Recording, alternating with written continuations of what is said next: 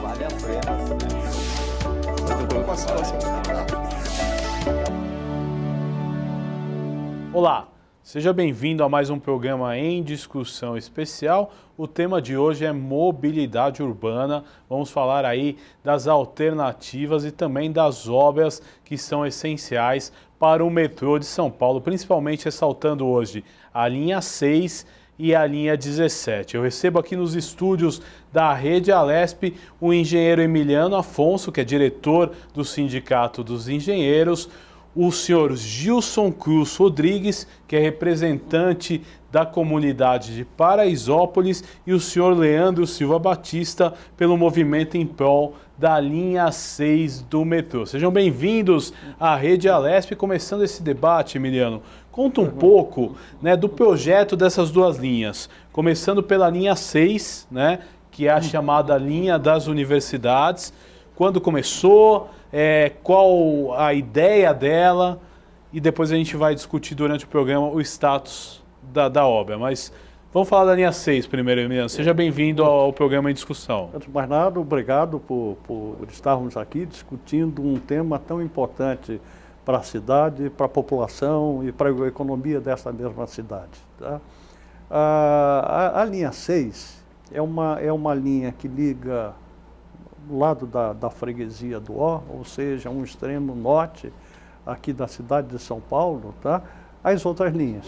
Então, na realidade, ela vem com um traçado que acaba se integrando com a linha 4, ali junto à Universidade Mackenzie, depois ela passa pelo Bexiga e acaba indo até a linha 1, na Liberdade, tá? Esse projeto desta linha, na realidade, ela avança também para a linha leste, para o lado leste, tá? Se integra com a linha 2, no shopping Anália Franco, e depois ela adentra na linha... Mas ela faz ramal com praticamente todas as linhas que nós temos disponíveis. Ela né? faz, para vocês terem uma noção, ela acaba tendo uma integração com 3 linhas da CPTM, que é a 7, 8 e 9. Tá?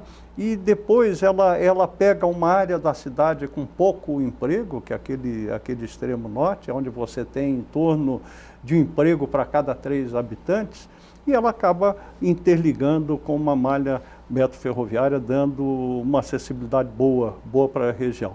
Essa linha estava no planejamento do metrô, da Companhia do Metropolitano de São Paulo. E através de um movimento muito forte que ocorreu lá na freguesia do Ó, ela acabou saindo do papel, se transformou numa PPP. Essa PPP ela foi assinada em 2014, em torno disso, início de 2014, onde a iniciativa privada entrava com basicamente quase 50% dos custos da obra, o governo com os outros 50%. E, de acordo com esse projeto, ela deveria estar funcionando agora em 2020. Correto. E aí tivemos, né, o consórcio que era responsável por essa obra, acabou desistindo, é isso, ou não cumpriu os itens do contrato e o governo acabou tirando esse consórcio? Qual foi o processo? O governo colocou os recursos que precisavam ser colocados, eles iniciaram o governo e o metrô fizeram a parte deles. Fizeram a parte deles, tá?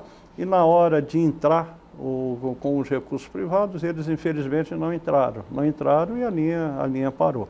Tá? Em 2018, no final do ano de 2018, em dezembro, foi decretada a caducidade pelo então governador que nós tínhamos aqui de São Paulo. E o pessoal está aguardando, porque no momento que se decreta a caducidade, você teria que pagar todas as multas que eles não pagaram, tinha que entrar com as garantias, tinha que entrar com uma série de coisas. Mas na prática a obra está parada há 3 anos e meio, ou seja, devia estar inaugurando hoje, nós não sabemos quando é que ela vai ser inaugurada. Agora, Leandro, na verdade, né, o que a população quer é a entrega da obra. Né? Sim.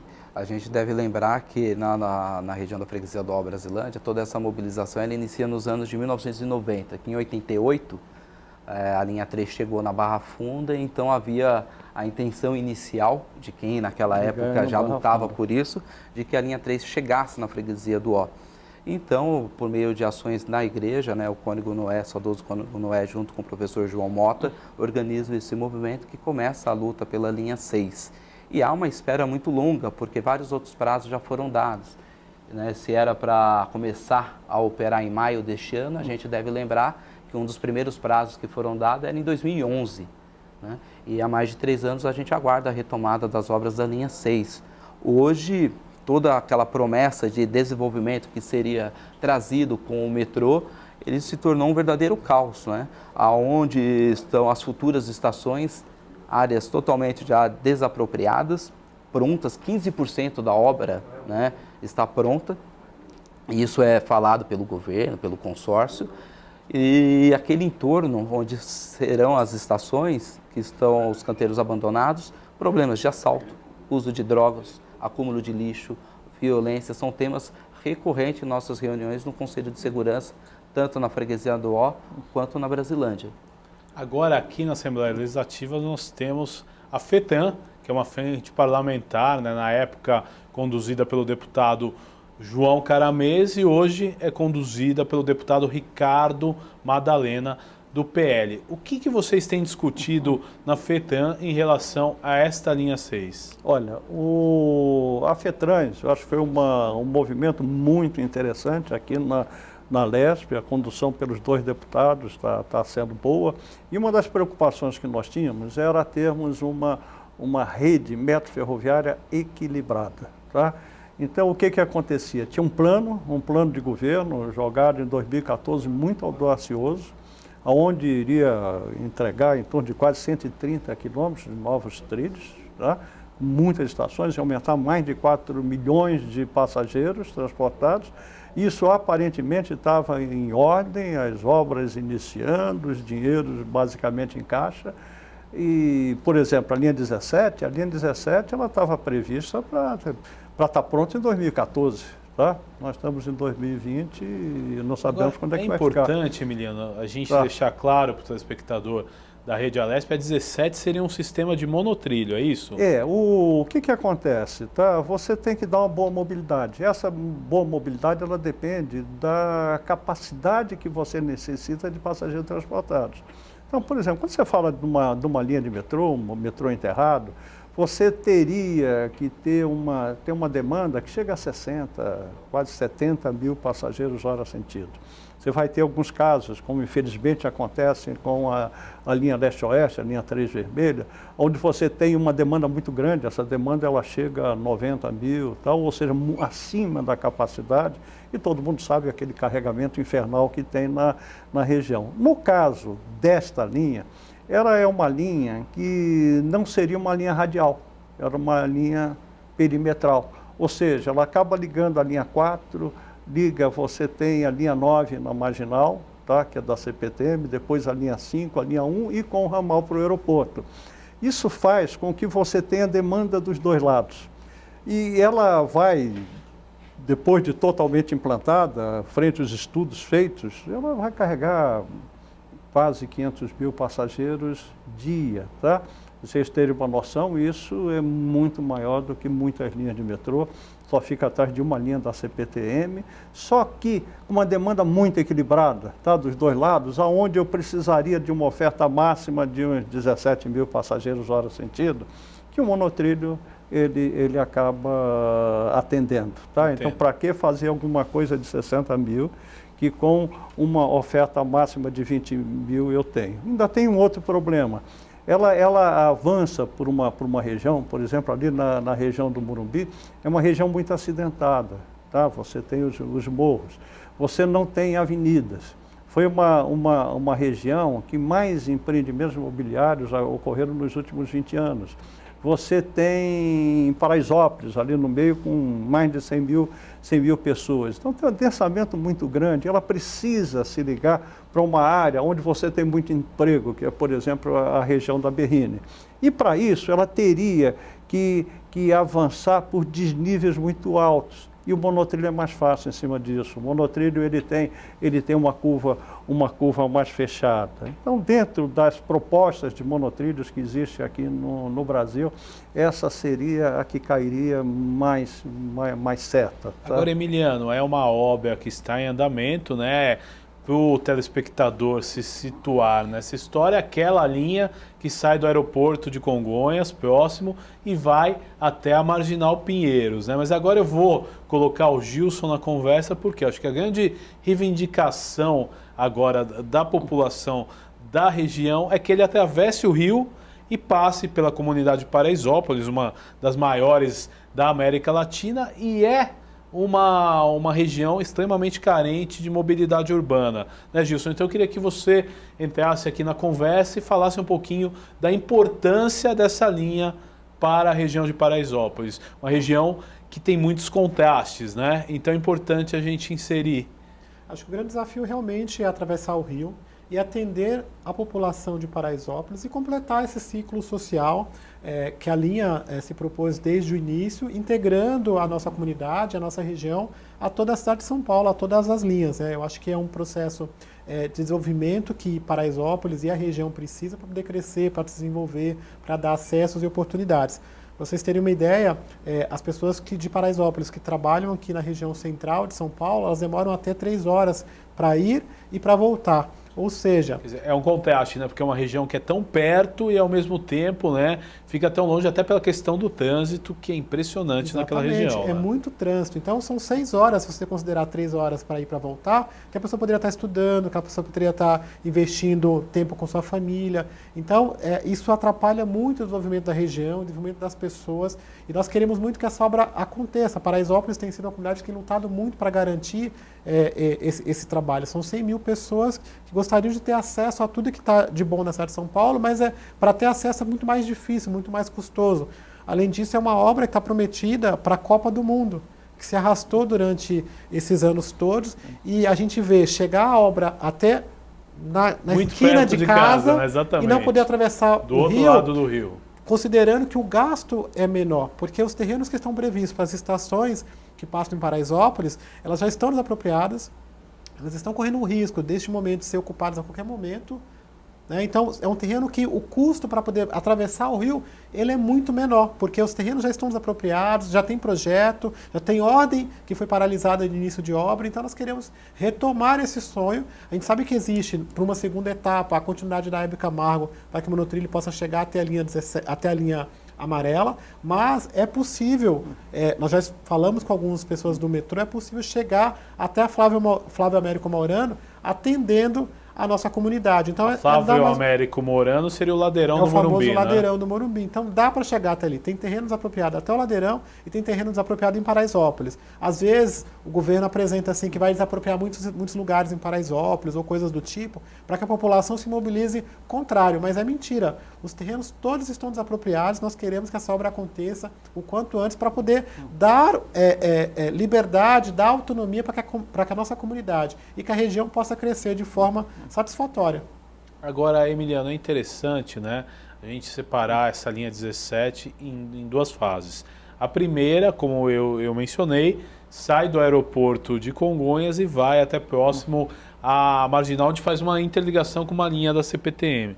Vocês têm previsão já de quando será inaugurada essa parte da obra? Não. Ainda o que está acontecendo? Houve uma paralisação desta obra. O governo ajustou, acho que agora mesmo ela fez uma nova licitação, tá, para isso, está ajustando para quem é que vai, vamos dizer, fabricar os trens, tá, porque você tinha um pessoal também junto. Agora, uma coisa que fica muito claro aqui para a gente, tá? No início, o governo do estado ele tinha programado a implantação de toda a linha, tá? E resolveu parar num trecho, um trecho que vai do aeroporto até a Marginal. Esse trecho do aeroporto até a Marginal, que se só fosse ser feito ele, um BRT viria a solucionar, que seria até mais barato. E se ele não passar o rio, né, não está cumprindo a função da linha. Né?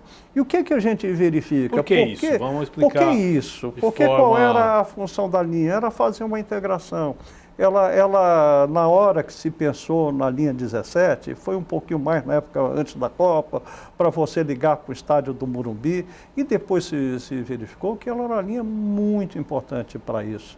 Então ela, com essa travessia, ela acaba ligando muito a região sul, da região sudoeste, tá? Ela acaba ligando uma área que tem muita gente com uma área que tem muito emprego, que é ali da região da Berrini. Você acaba pegando uma área onde teve o maior número de empreendimentos imobiliários dos últimos 20 anos, onde a prefeitura vendeu todo o direito de expandir as construções ali, tá? Zerou basicamente esse potencial, e as obras que tinham que sair não saíram. Você não tem avenidas, por exemplo, naquele trecho.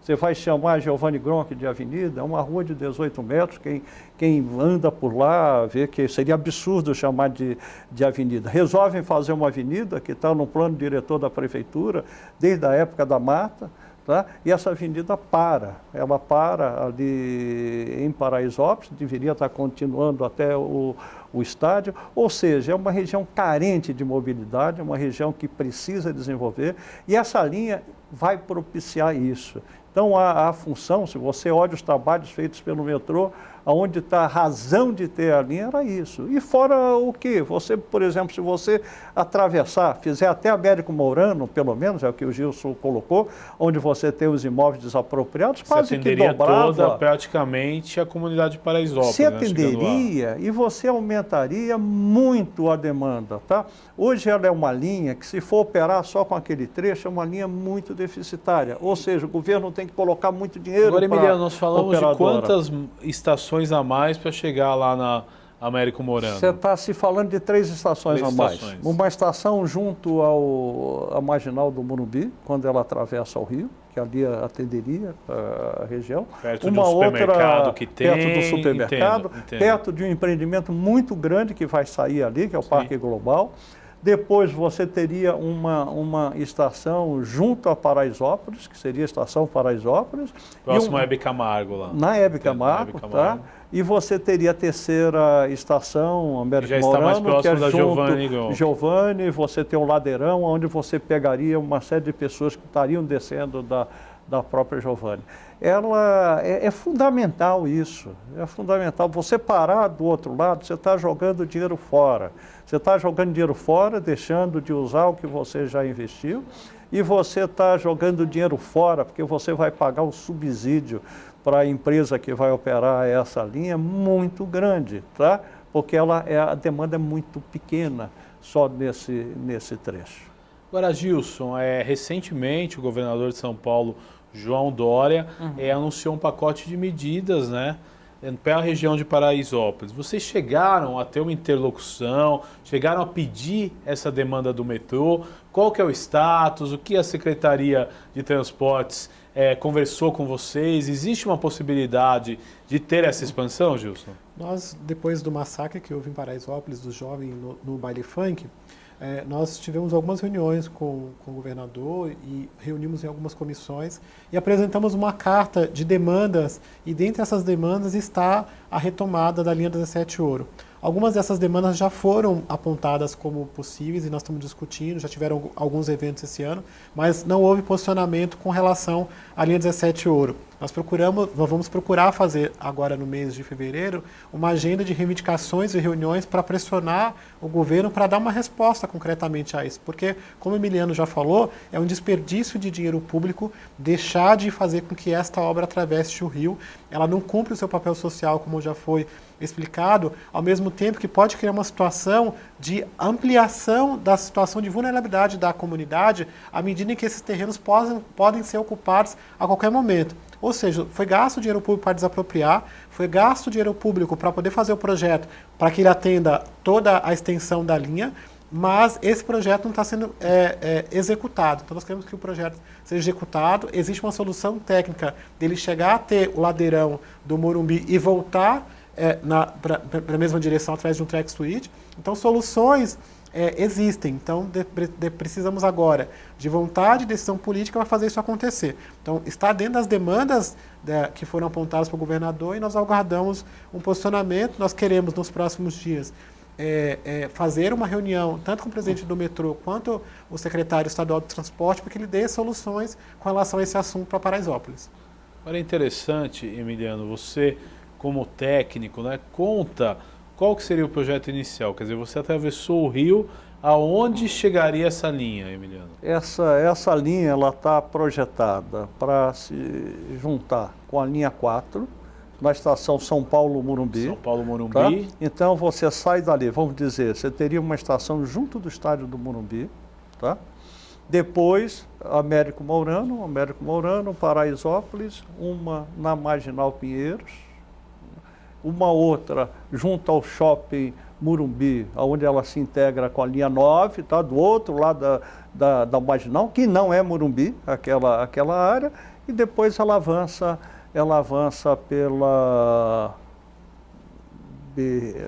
pelo córrego de água espraiada, onde você tem algumas estações, se integra com a linha 5, tá? Na Santa Amaro. E você ligaria rapidamente a região do Campo Belo até o Morumbi, né? Olha, muito. Você chegaria na Paulista saindo dali em 25 minutos, tá?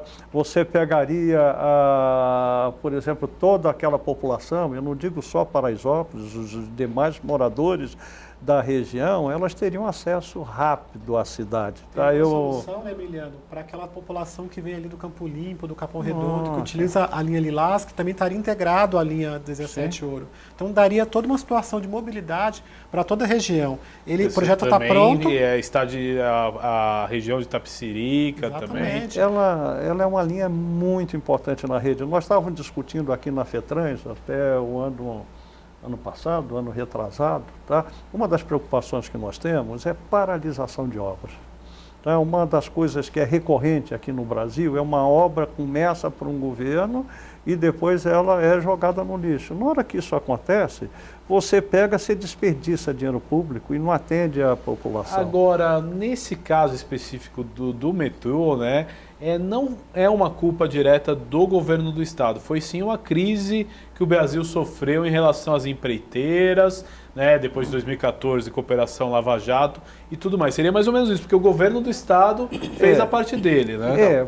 Se você der uma olhada, o governo do estado, ela teve uma iniciativa muito forte e boa. Por exemplo, na hora da linha 6, e ele resolve trazer iniciativa privada para junto da linha 6, nossa, eu até bati palma. A iniciativa privada, ela se propunha a colocar 50%, ou um pouco menos, tá? Mas mais de 40% do valor da obra. Se isso vai ter um custo adicional ao governo, mas você consegue dar uma mobilidade mais rápida para a população, legal, tá? Muito bom. Só que isso não saiu do papel, infelizmente. Eu acho que a responsabilidade é concretamente do governo do estado. O estado está aqui para poder criar essas soluções para a população. A gente tem recentemente a participação do governo do estado no Fórum em Davos, falando dos números de São Paulo e quanto São Paulo impulsiona o Brasil. Eu acho que a linha 17 Ouro, pensando no seu processo de desenvolvimento da cidade, de mobilização, valeria a pena o investimento. São Paulo sofreu menos com a crise, pelo esse processo todo. Então, esse dinheiro, ele está lá. Essa obra foi empenhada, essa obra foi discutida, foi licitada e contratada. Então, quando veio a crise, o dinheiro já estava lá. Então, foi decisão do governo em conter esse dinheiro e parar essa obra.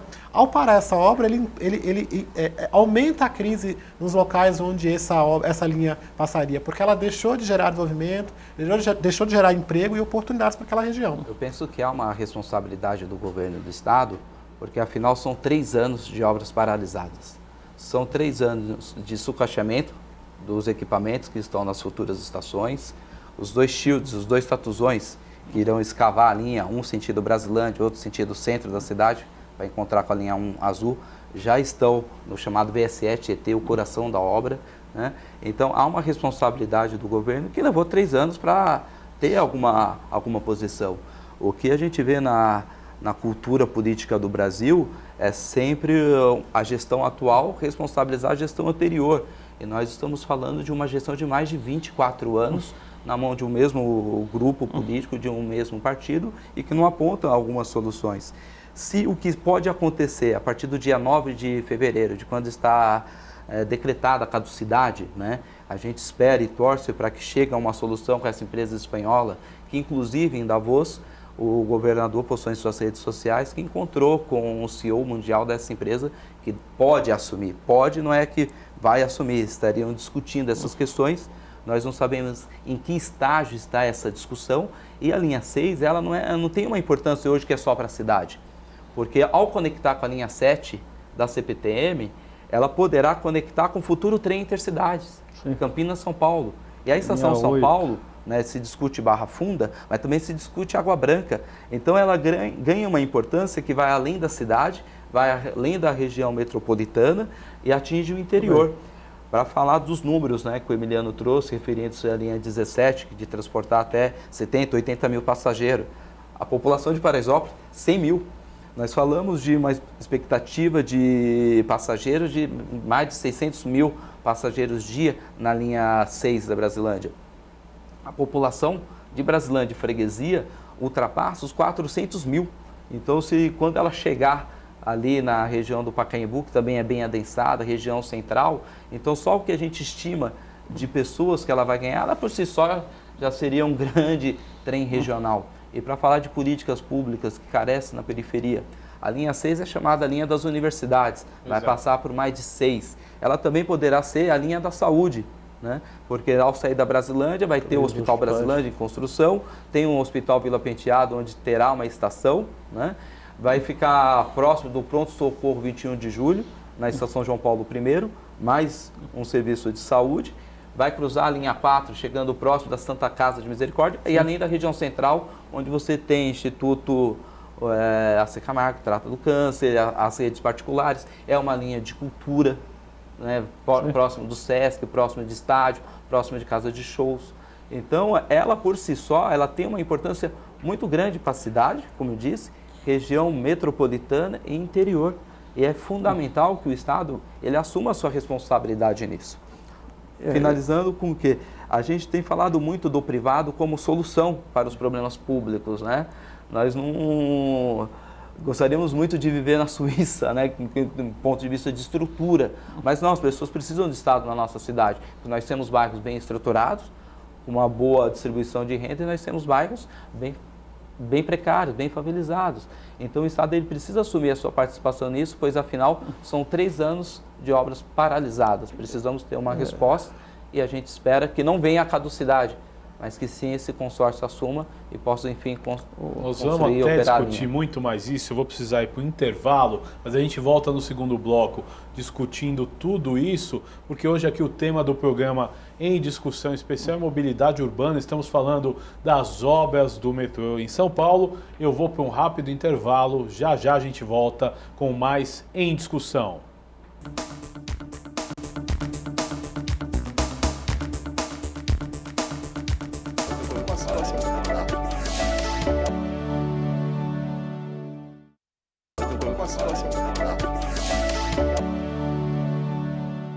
Estamos de volta com o programa em discussão especial. Hoje estamos conversando aqui sobre mobilidade urbana, falando aí das obras do metrô de São Paulo, principalmente de 2 linhas aí que são muito importantes, que é a linha 6, que é a linha das universidades, e a linha 17 do monotrilho, que liga o aeroporto de Congonhas até a região de Paraisópolis, né, próximo ao bairro do Morumbi. Eu recebo aqui nos estúdios da Rede Alesp o Emiliano Afonso, que é diretor do Sindicato dos Engenheiros de São Paulo, o Gilson da Cruz Rodrigues, que é líder comunitário da comunidade de Paraisópolis, e o Leandro da Silva Batista no movimento em prol da linha 6. Sejam bem-vindos a esse segundo bloco, né? No primeiro bloco, Leandro, você terminou falando da necessidade das políticas públicas, né, de mobilidade.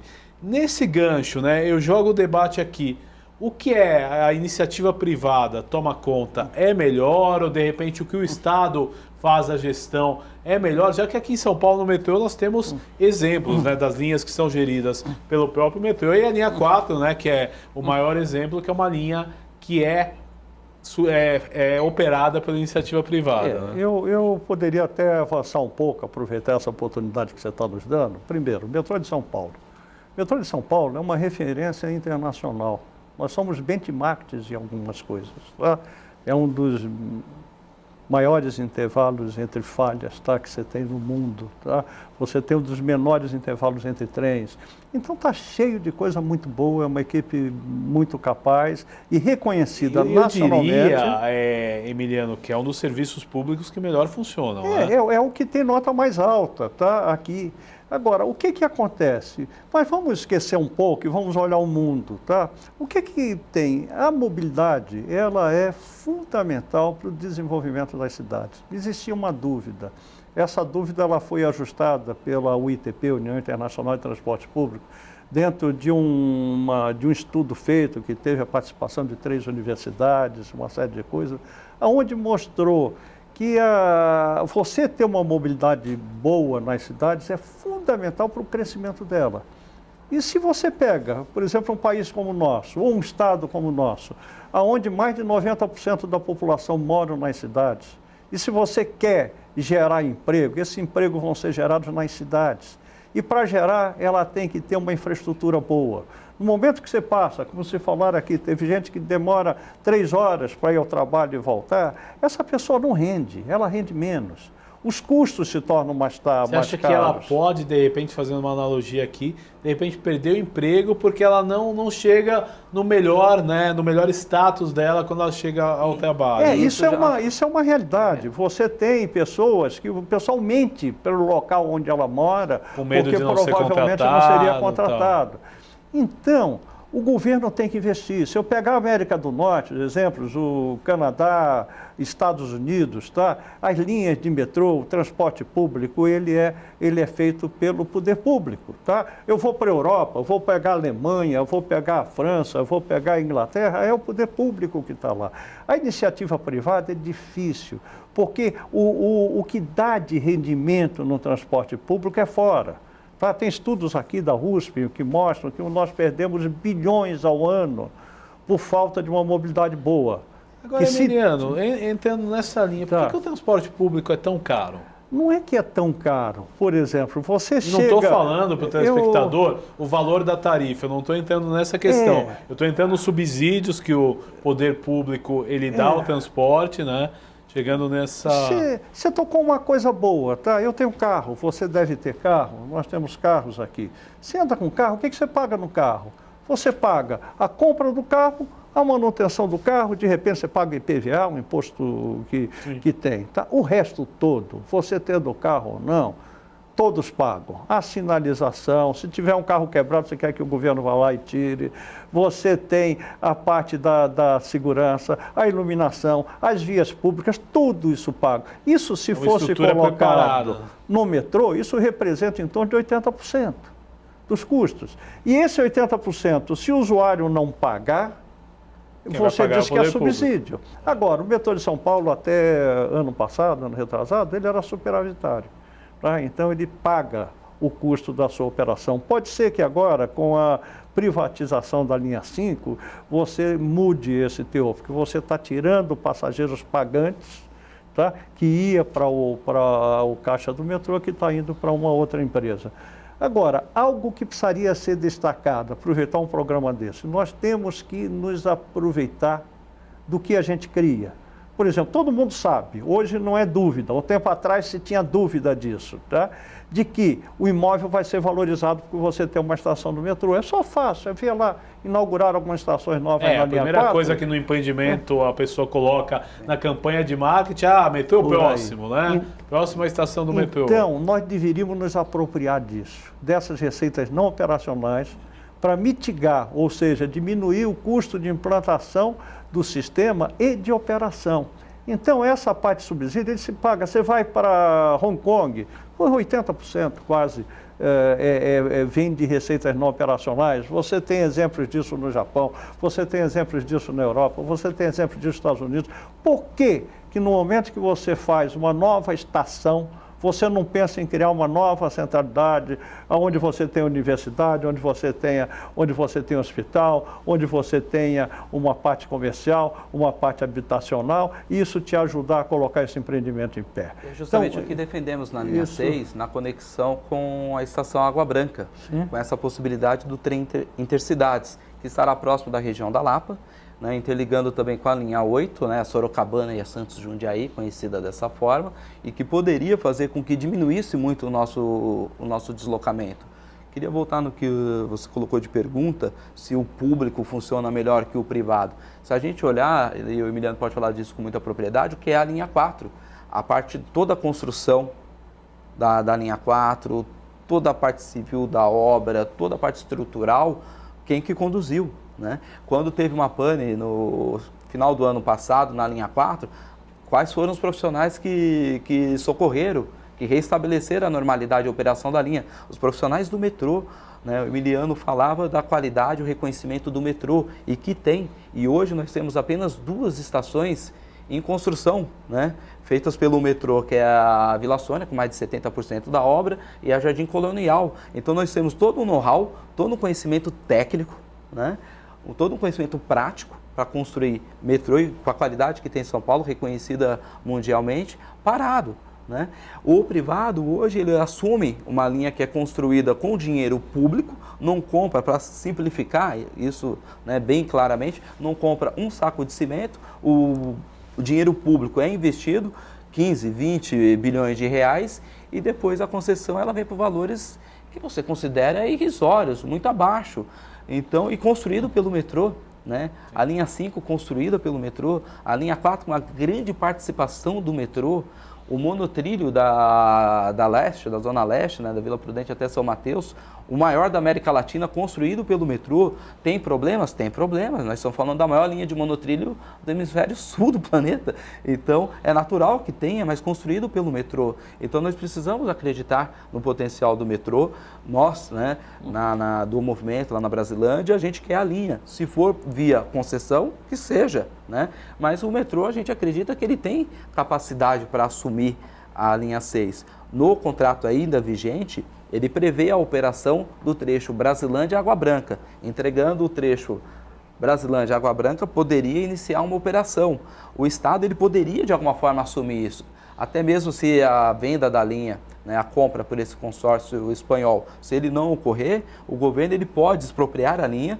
Tem recurso liberado no BNDES, que é evidente que não dá para construir toda a linha, mas com uma obra sendo retomada, você atrai investidores. Com uma obra parada, você não atrai investidores nenhum, e a gente continua com todo esse problema.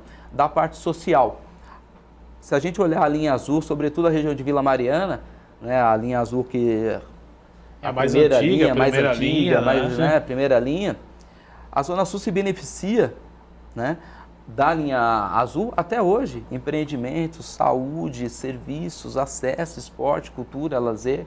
E nós queremos ter isso no nosso território também. Nós não queremos simplesmente a linha para se deslocar até o centro. Nós queremos que a linha traga esse investimento para a nossa região, traga esses olhares. A freguesia do Ó, por exemplo, ela é reconhecida pelo patrimônio histórico, a igreja Nossa Senhora do Ó na Matriz, ela é reconhecida pela gastronomia que tem e os serviços que nós já temos lá, né? Antes nós precisávamos ir para o que nós falávamos de cidade, vamos para a cidade, para o centro, para pagar conta, fazer compra, quando não ia na Lapa, que é o bairro vizinho. Hoje, muito desse serviço, ele é feito na própria freguesia do Ó e na própria Brasilândia. Então, a gente acredita que o metrô, o trilho, ele vai ser um eixo estruturante, não só do transporte, mas de toda a parte social também dos nossos territórios.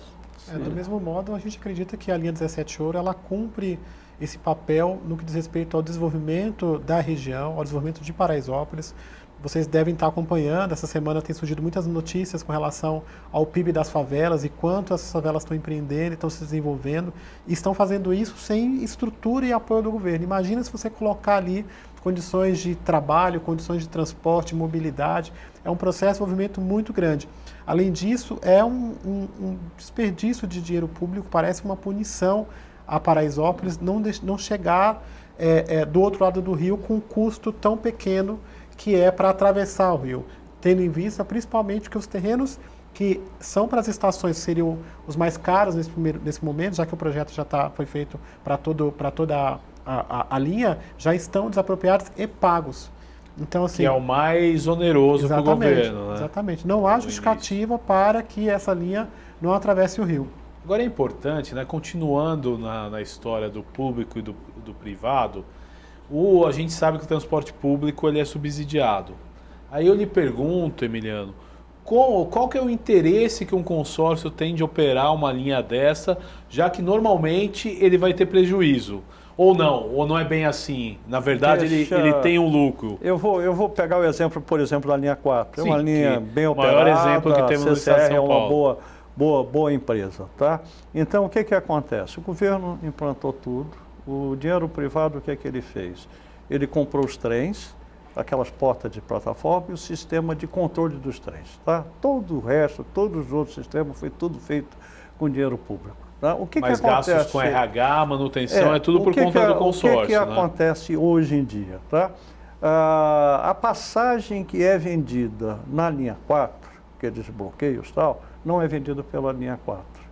Isso é um pessoal pago pelo metrô que faz isso. E o metrô recebe 0 de subsídio em cima disso, nem paga o custo dele. Tá? Ele repassa tudo para... Ele repassa, ele coloca. O custo de venda dos bilhetes é do metrô sem ressarcimento. Segundo ponto, ela é uma linha integradora. Então, no momento que ela é uma linha integradora, ela integra com o trem na Marginal, que é a linha 9, depois ela acaba integrando com a linha 2 na Paulista, integra com a linha 3 ali no centro, depois vai com a linha 1 em Luz, junto com a ferrovia. A grande maioria, ou seja, mais de 80%, chegou a mais de 90% dos passageiros são integrados. E o que você tem? Você tem um contrato assinado entre o governo e a empresa que garante duas coisas. Primeiro, o número de passageiros transportados. Você previu que aquilo ia carregar, se fala aqui, 800 mil. Tá? Não carregou os 800 mil, carregou menos. Se for uma diferença maior, o governo paga. Vai lá, se for carregar muito mais, ele paga um pouco menos. Tá? Então você tem algo que segura. Depois, o passageiro integrado, não importa de onde é que ele veio. Se ele já veio de uma linha de metrô ou não. Por exemplo, ele pegou um passageiro que veio pelo trem ali da linha 9, pegou a linha 4, desceu na Paulista, pegou o metrô e avançou. Esse que entra lá, que entrou na linha 4, ele paga 50% do valor da tarifa para a linha 4. Na hora que ele sai na linha 3, o metrô recebe 0. Tá? Porque ele já pagou um pedaço ali. Na volta o metrô recebe e a CPTM não. Então, você tem os contratos, elas têm uma série de mecanismos que garantem o lucro para a operadora. Tá? Outra coisa, não vou ter aumento de tarifa. O contrato, o que você paga por passageiro transportado, você aumenta, você corrige, tendo ou não tendo aumento de tarifa. Segundo ponto, o cara era um idoso, ele é um estudante, não quer saber, é um passageiro que entrou, eu recebo, tá? Ou seja... Quer dizer, então, para que eu entenda e para que o telespectador possa ter uma visão aberta disso, então passou um idoso, de qualquer forma o governo paga isso. Paga para ele. Não, mas então, assim, a concessionária, ela recebe integralmente. Ela recebe, ela não importa. Ou seja, ela é paga pelo serviço. Então, ela carregou uma pessoa, você paga. Ela carregou seja criança, idoso. Criança, tal, ela acaba, é estudante, paga. Então, essas gratuidades, elas são 100% dadas pelo governo do Estado. Pelo governo. Além do que o valor que você paga para a tarifa, hoje a tarifa da linha 4 é maior do que a tarifa que se cobra da população, tá? Ela não é o mesmo preço que se cobra. Então, ela tem um descolamento em cima disso. Com isso, você garante. Porque o transporte público, ele não se fecha. Ele vai se fechar se você fizer um empreendimento. Você está cheio de estações por aí, onde você tem shopping centers, você tem empreendimentos comerciais, você tem empreendimentos residenciais, e aquilo acabam te dando um retorno para que ajude a pagar o custo da viagem. Tá? Isso tem exemplos nos Estados Unidos, você tem exemplos na Alemanha, você tem... Alemanha, a DB, que é o maior, vamos dizer, a transportadora grande, ela é o terceiro maior operador de shopping centers da Alemanha, tá? Porque ele tem shopping dentro das Seria uma estações. alternativa para o metrô também explorar essas áreas comercialmente para que se viabilizassem os custos dessas linhas? Eu não tenho dúvida. Eu não Olha tenho o que é um dúvida. shopping Tatuapé, né, Emiliano? Eu não tenho dúvida nenhuma. O shopping Tatuapé, o metrô de São Paulo, mais de 10% da receita veio disso. Poderia ser muito mais do que isso. Poderíamos estar imaginando 30%, 40%, onde te ajudava a equilibrar tudo isso sem você precisar pagar. Hoje, quem ganha em cima disso quem vai construir um prédio junto do metrô, quem vai construir um shopping junto do metrô, quem vai ter uma escola junto do metrô. Essas coisas deveriam voltar para o próprio governo e para a população em benefício do próprio desenvolvimento. Até eu brinco um pouco, falo um pouco na FETRAN, se precisar mudar a lei, vamos mudar a lei. Mas nós temos que começar a imaginar as novas linhas com criação de novas centralidades que ajude ao desenvolvimento local e ajude a geração de emprego. Quer ver o que ele falou do shopping metrô Tatuapé? O shopping metrô Tatuapé, eu fui uma das pessoas que ajudou a fazer com que aquele shopping saísse do papel. Você olha hoje em dia, virou uma nova centralidade, virou um comércio em volta que não tinha nada. Outra coisa, você gera desenvolvimento econômico por todos os lados. Por aí, né? E vai para a prefeitura também, a prefeitura ganha. Você vai nos Estados Unidos, o que é que eles fazem? Eles fazem, junto das novas estações, eles pegam uma área de influência direta e eles olham qual é a quantidade de impostos que geram dentro daquela área. Fala, vou gerar desenvolvimento. O adicional de imposto daquelas áreas, durante um período, tem 18 anos, 23 anos, depende de cada um do empreendimento, ele vai para ajudar a amortizar os custos do investimento. E os órgãos de fomento, tipo o BNDES, americanos, eles aceitam aquilo como garantia. Essas coisas nós não estamos fazendo nada disso. Tá? Ou seja, nós devíamos estar olhando o que acontece no exterior, nós temos que estar olhando os bons exemplos que tem lá e trazer para cá. A Alemanha, por exemplo, na hora que você inicia uma obra nova, aquilo vira lei, eles colocam na lei. O governo, no ano seguinte, seja do partido ou não, ele é obrigado a fazer a lei, não como aqui que você para e Agora joga vocês dinheiro acham fora. que de repente seria um avanço, né? Criar uma política pública, por exemplo, se você vai construir um imóvel, um empreendimento na praia, se ele é de frente para o mar, você tem que pagar um imposto para a marinha. De repente, você vai construir seu estabelecimento comercial na frente do metrô, será que você, pagando uma taxa, ajudando a manter tudo aquilo, seria uma saída para o nosso país, em termos de mobilidade? Durante as eleições de 18, né, surgiu de uma das candidaturas essa proposta. Isso tem que ser penso que deve haver sim contrapartidas. Você não pode simplesmente pegar e construir um condomínio com 10 torres em torno de uma estação, né? Então sufocar a estação e não ter nenhuma contrapartida em cima disso. Então tem que ser pensado. Na questão comercial, eu penso que tem que avaliar um pouco o potencial de cada comércio.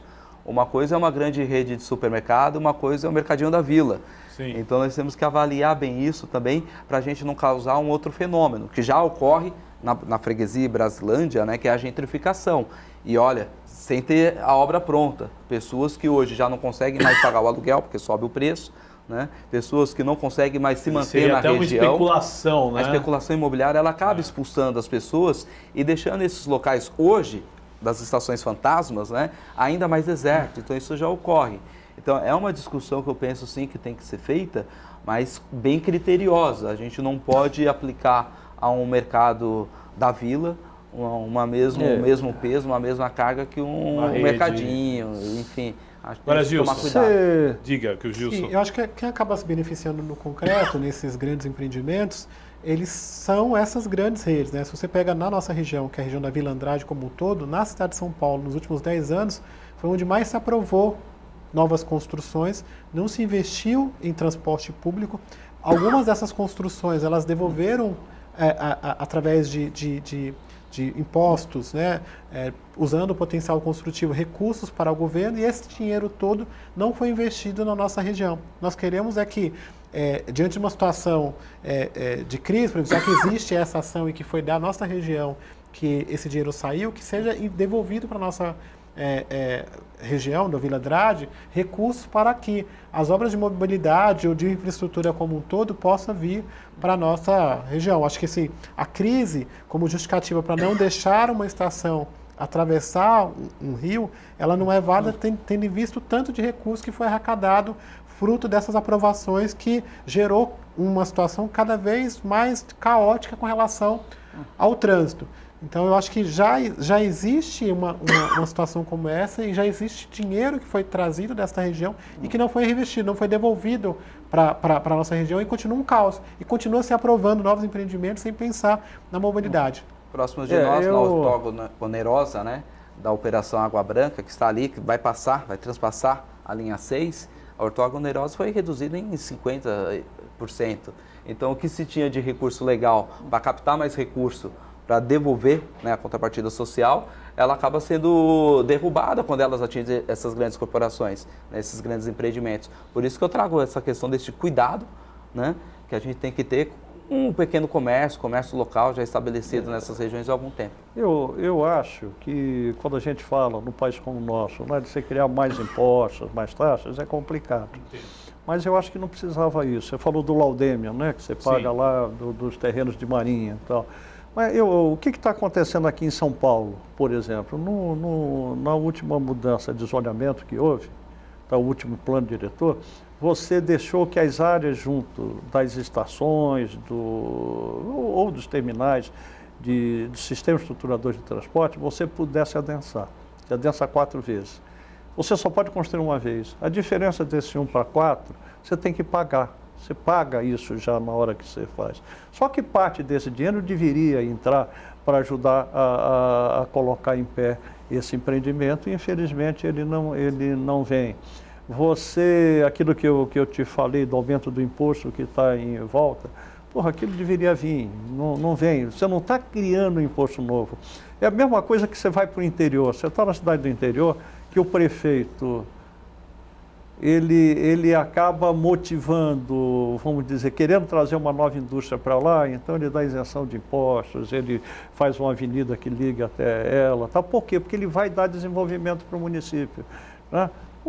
A mesma coisa isso acontece no mundo. Os exemplos estão aí. Você não precisa criar novos impostos.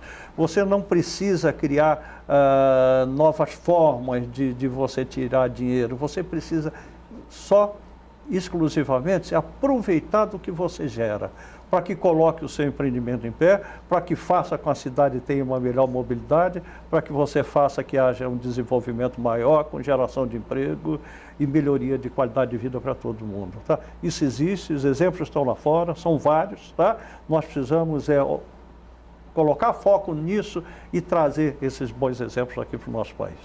Interessante, estamos chegando aos momentos finais do nosso programa, mas ainda dá para cada um de vocês deixar, né, uma mensagem, deixar um pouco do que vai ser essa discussão no ano de 2020 em relação às linhas do metrô, né? Primeiro com o Emiliano, eu quero agradecer a sua participação nesse programa em discussão e falar um pouquinho também do trabalho da FETRAN, né, que é dirigida pelo deputado estadual Ricardo Madalena, do PL, falar um pouquinho do trabalho que já vem sendo feito há alguns anos. O que é que eu vejo? Eu vejo uma LESP, os representantes nossos aqui na LESP, algo muito importante para construir um futuro melhor para todos nós. Tá? E a FETRANS, que é uma frente parlamentar em prol do transporte metro-ferroviário, ela é fundamental. Tá? Inclusive, nós estamos tendo uma série de discussões, esses deputados têm ajudado, tá? A trazer esses problemas à tona, a trazer as soluções e começarmos a trilhar de uma forma focada, tá? Para que a gente possa vir a construir uma melhor mobilidade aqui na cidade de São Paulo. Eu até saio um pouco da cidade de São Paulo, nós temos que pensar um pouco na macrometrópole paulista. É um sonho a gente falar em metrô em algumas metrópoles do interior de São Paulo também? O que eu vejo, tá? Se você pega cidades com 1 milhão de habitantes, um pouquinho mais, você começa a pensar num transporte mais estruturador. Teria que se pensar, você começar a ter VLTs, você pensar até, por exemplo, o trem. O trem que ajudou o desenvolvimento do Estado de São Paulo. O Estado de São Paulo se desenvolveu em cima das ferrovias. Nós jogamos isso no lixo. Nós temos que voltar. Hoje nós temos 10 grandes eixos rodoviários, isso foi trouxe até na FETRANS. Esses 10 grandes eixos rodoviários, eles estão entrando em colapso. Estão parando, as estradas estão parando. E elas, mais 10 anos, elas não vão estar andando, tá? Mesmo com 60 faixas, com rodanel, com o que for. Você tem que ter transporte ferroviário voltando nessa ligação intercidades, e você tem que pensar num transporte mais estruturado em todas as grandes cidades. Eu acho que eu vou um pouco além, acima de 500 mil. Se o prefeito não está estudando como mexer na sua mobilidade, ele já está atrasado. Então, realmente. Gilson, quero agradecer também a tua participação nesse programa em discussão. Diga aí o que você espera dos avanços, né, dessa linha 17 e também para a região de Paraisópolis, que é a maior, né, comunidade da América Latina. Né? Sim, a gente espera e tem lutado para que a gente construa uma nova Paraisópolis, uma favela que está se transformando no bairro. E é fundamental que nesse processo de transformação a gente tenha acesso à mobilidade, acesso ao transporte público. E a linha 17 Ouro do metrô é uma solução que está ali na esquina, que a gente quer que atravesse o rio. É uma irresponsabilidade não atravessar financeira, socialmente falando. Ela vai promover uma série de desenvolvimento e um resgate daquela população, seja de Paraisópolis do Morumbi, que com o tempo foi perdendo um pouco, estando isolada, um pouco do protagonismo que tinha na cidade. Nós queremos devolver à região aquele pulso econômico que a gente sempre viveu, fazer com que as pessoas possam circular de forma livre e ter acesso a todas as oportunidades, como qualquer cidadão que está no centro, por exemplo. Então nós queremos criar cada vez mais bairros acessíveis. Eu acho que tem aqui uma oportunidade para fazer. O monotrilho é uma solução rápida, é uma solução sustentável e que atende à demanda da região, então nós queremos que isso aconteça quanto antes. Leandro, a sua mensagem final, quero agradecer muito a sua participação e esperamos aí que 2020, nessa linha 6, também sejam retomadas as obras e a população, né, com certeza, vai agradecer. Agradeço a oportunidade de estar aqui na TV Alesp para tratar da linha 6. Este é um ano de muita expectativa pela retomada das obras. A caducidade é prevista para 9 de fevereiro. A gente espera que não cheguemos à caducidade, que tenhamos o anúncio da retomada das obras, que seja antes do que foi falado até recentemente pelo governador, né, ao final do próximo semestre, que as obras sejam retomadas. Nossa região, Freguesia do Ó, Brasilândia, os bairros de São Paulo têm população de cidade do interior, então os nossos bairros têm que ser olhados como cidades, políticas públicas de cidade, de mobilidade urbana, que vai trazer renda, qualidade de vida e tantas outras potencialidades para essas regiões.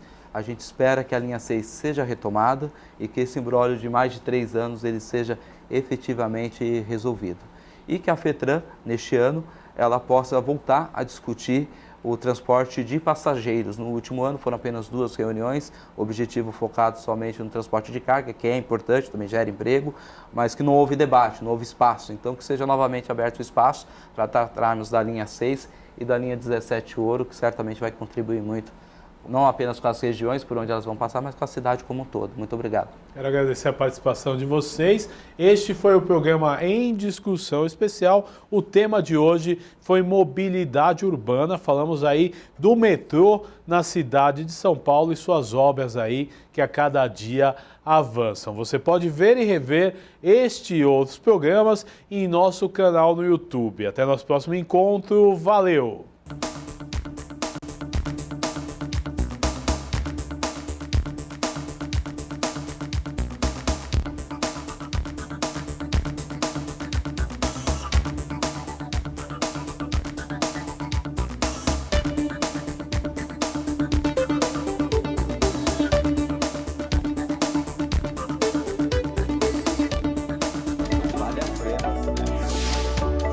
Situação.